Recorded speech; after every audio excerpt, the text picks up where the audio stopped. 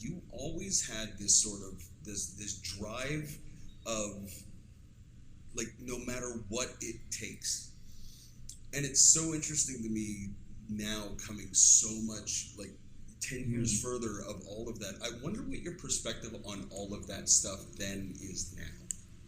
It's interesting because like I sort of lost that drive for a while. It was there, I didn't lose it. I just like, this industry is very unforgiving, and even when you are rewarded, something else comes and constantly pulls the rug out from under you, right? Like that's just what it means to be an independent artist. Like victory, failure, failure, failure, victory, and you just have to like keep hoping the victories eventually slowly build you up. So, you know, coming out, you know, when I was 20 to 27, 28 even, you know, you're like, it's all piss and vinegar. It's like, you know, you're not worried about paying rent, you're not worried about a future, you're not sort of like tied down in relationships most of the time. You said everything's possible, so you're wide-eyed, like, and you realize like you have to sort of keep that forever in order to do this. There's no way to like let go of that, because then you become too bitter and jaded and don't want to do it, and it gets in the way. But it is interesting looking back, because I realize, you know, I think I've always just sort of had like, because I didn't go to school for it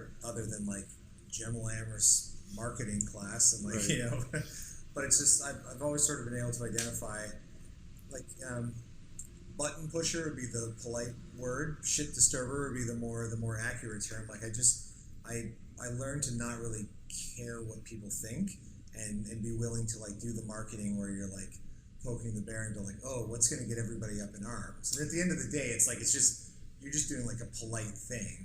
Like back then I think while we were shooting that movie, I had my how many days, my daily video project going, and I basically like, if you want to be in the crew of this movie, you better put one of these stickers. And like, do you remember I had the vinyl stickers made that like, a movie's being made in Windsor. If you want to find out what it is, go to stillheremovie.com or whatever. Yep. And a lot of our cast and crew like put it on the back of their vehicles, and that becomes one of those things where like you would see it years later, because people get lazy and go take bumper stickers off and stuff. And I just thought, you know, it was just a game of how could I get any eyes? Because I'm an independent filmmaker in Windsor at the time. There was nothing.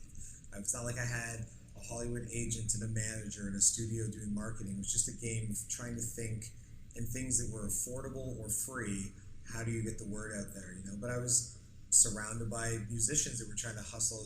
It's stickers, T-shirts, and buttons, and like watching the band The Afters that I worked with a lot. You know, when that was sort of in the MySpace explosion when I started working, like I watched them sit there, and I was thinking about it the other day.